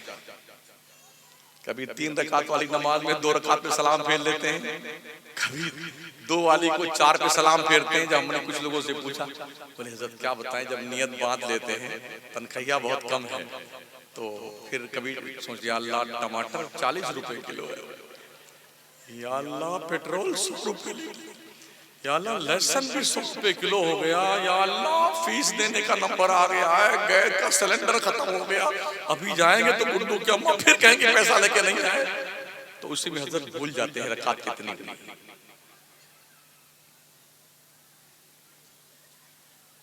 कभी 3 की 2 पे सलाम फेर दे, कभी 2 वाला 3 पे सलाम फेरते हैं।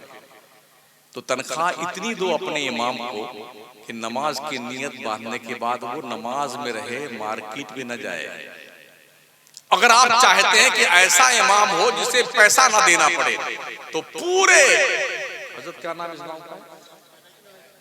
इनायतपुर के लोगों एक खत लिखो जिब्रील के नाम, हजरत जिब्रील अलैहिस्सलाम अस्सलाम अलैकुम रहमतुल्लाह बरकातहू, हमारे इनायत नगर की जामा मस्जिद में या मस्जिद में इमाम की जरूरत है, अपनी कंपनी का एक फरिश्ता इमाम भेज दो, ना खाना खाएगा, ना पानी पिएगा, ना सोना उसे होगा, ना उसके बीवी, ना उसके बच्चे, फ्री में नमाज पढ़ेंगे, भेज दो।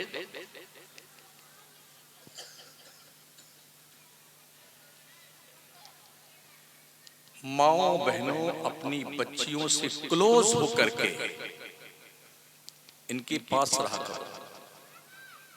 बापो, अपने बच्चों से क्लोज होकर के इनके पास रहा करो। इससे पहले कि कोई बदकिरदार दोस्त तुम्हारे बच्चे से दोस्ती गांठ करके उसके दिल पर गुनाहों की तहरीर लिखे, अपने बच्चे से क्लोज होकर के उसके दिल पर वफादारी मुस्तफा की तहरीर लिखो। और माँ, तुम भी अपनी बच्चियों से क्लोज होकर के उसके दिल पर कनीज़े फातिमा की तहरीर लिखो। इससे पहले कि कोई बदकिरदार लड़की गर्लफ्रेंड बना करके, अपना दोस्त बना करके बदकिरदारी के डगर पे लगा दे आपके बच्ची को।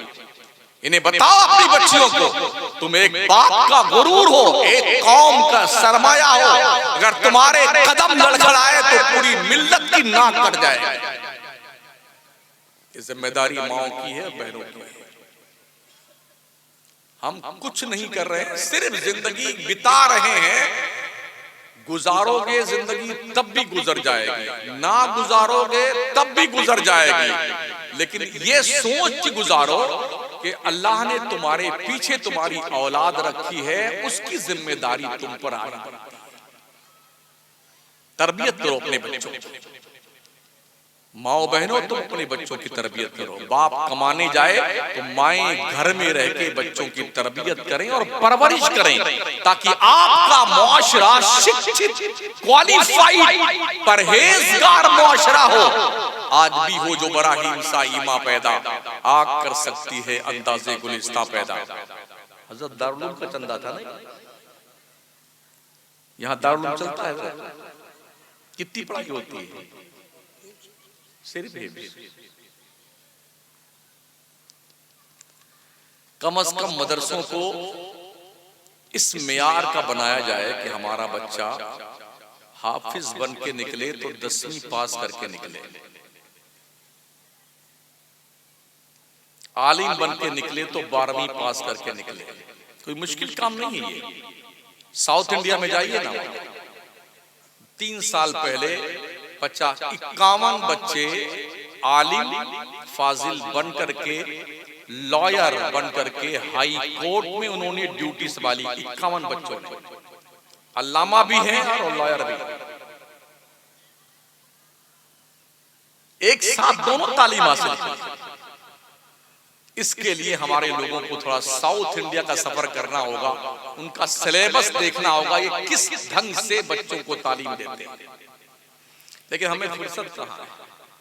आज इनका उर्स है, कल हटीले बाबा का है, परसों दुखरायन गैबन शाह का है, तरसों बेलतरे के बाबा का है, उसके बाद नीम तरे वाले बाबा का है, फिर वो नदी किनारे वाले बाबा का उर्स है।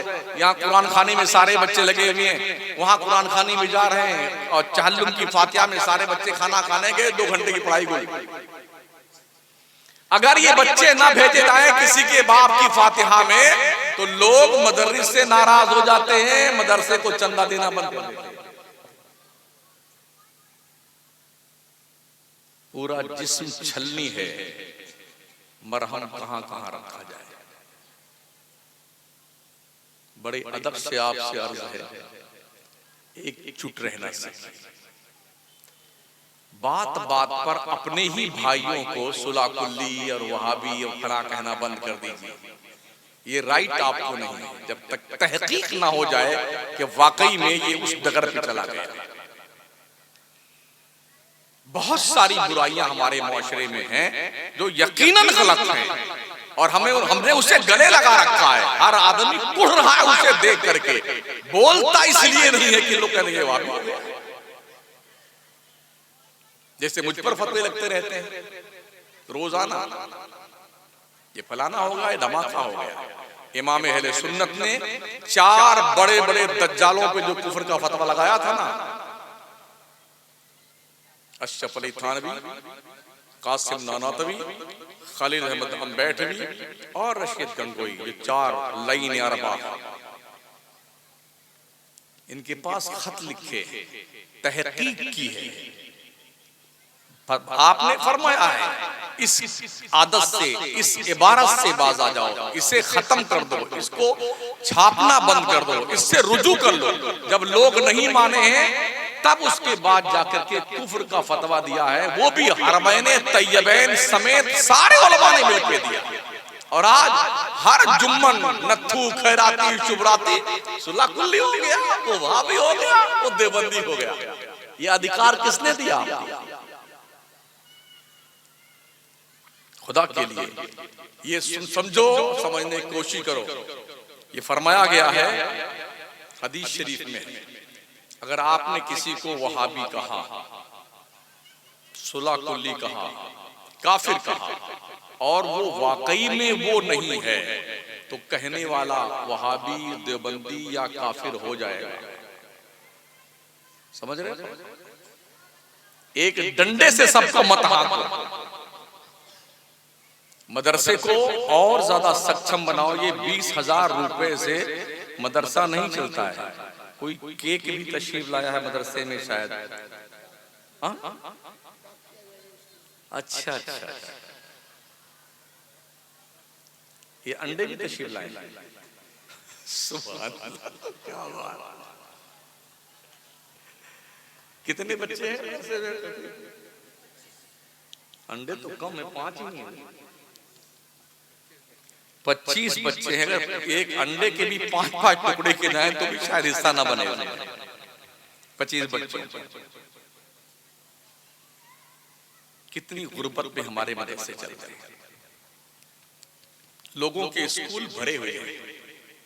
हमारी कौम के लोग 5,000, 8,000 रुपए महीने की फीस दे करके twinkle twinkle little star how I wonder what you are. बोले मेरा गुड्डू तो अंग्रेजी बोलना सीख गया।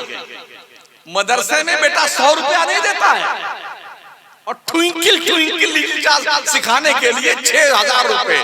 इतना बड़ा बस्ता है, पीठ पे लाद दिया, अगर दोनों को तौला जाए तो उसकी किताबें उससे ज्यादा वजनी है। चल नहीं पाता लेकर के। जिस वैन में बैठ के स्कूल जाता है ना 4 साल का गुड्डू, सुबह जल्दी उठाता है, ऐसे सोते सोते गिर जाता है वैन में। क्या खाक पड़ेगा स्कूल में जाकर? मतलब कि माएं सोचती जाओ दिन भर तो छुट्टी हो गई, अब हम गप्पे लड़ाएंगे बैठ बैठ।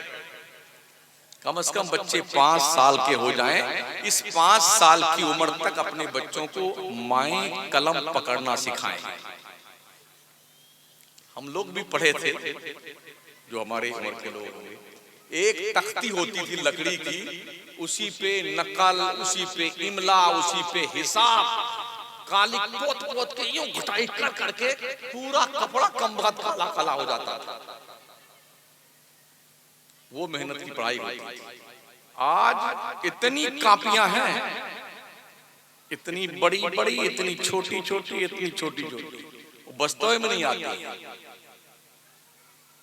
और इतना पूरा भरा हुआ कलम का पूरा बक्सा है, जिसको बेचारे को ना साफ करना नहीं आता। इतना सब लेके क्या करेगा स्कूल में? लाद दिया है। यूनिफॉर्म बेच करके बेटे अलग से पैसा कमाते हैं, जूता मोजा बेच के अलग से पैसा कमाते हैं स्कूल वाले, किताबें बेच के अलग से कमाते हैं, फीस लेके अलग कमाते हैं, जो बस्ता होता है उसका पैसा अलग कमाते हैं, डोनेशन अलग लेते हैं, और फिर अलग अलग मौके पे आज ये है, आज ये है, आज बच्चों को खेल खिलाया जाएगा, ये पैसा अलग। कितने खुशी से लोग पैसा देते हैं। लेकिन ये जो रसूलुल्लाह के मेहमान है ना, जब इनको देने की बारी आती है तो 1.5-2 घंटे की मशक्कत के बाद 20,000 रुपया और कुछ अंडे निकले।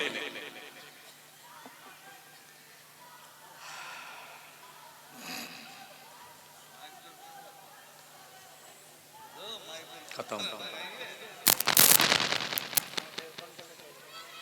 नारे तकबीर। हजरत तशरीफ ले आए हैं, इनके रुखे ज़ेबा की ज़ियारत करें। अभी कलमाते खैर से मुस्तफीज होंगे आप।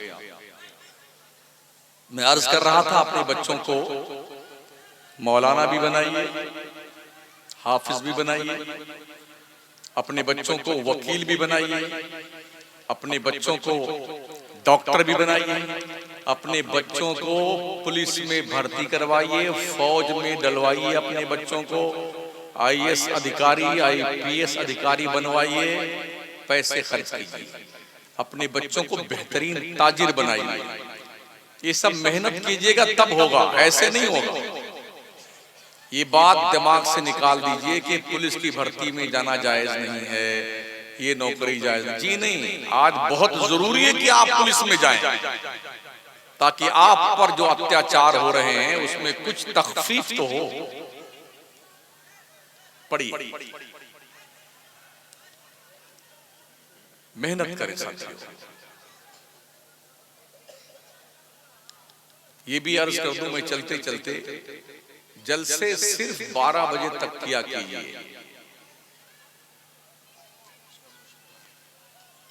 कोई जरूरी नहीं कि 10 मौलाना बुलाइए, 2 या 1 मुकर्रिर या 1-2 शायर उन्वान देके तकरीर करवाएं, ताकि आपके इल्म में इजाफा हो।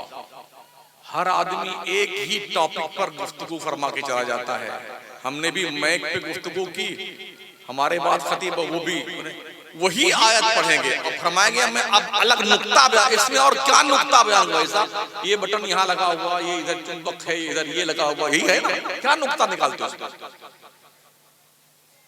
भाई कोई नमाज पे तकरीर कर रहा है, कोई ज़कात पे कर दे, अमाले सालिहा पे कर दे, हुस्ने सुलूक पे कर दे, अखलाक़े मुस्तफ़ा पे कर दे, वलियों की फजीलत पे कर दे, बुजुर्गों के मकामात पे कर दे, रिज़्क़े हलाल पे कर दे। एक मुसलमान का गैर मुस्लिम से ताल्लुक कैसा होना चाहिए उस पर तकरीर हो जानी चाहिए। जिस मुल्क में आप रहते हैं उस मुल्क की जिम्मेदारियां आपके लिए क्या हैं उस पर कोई तकरीर कर दे।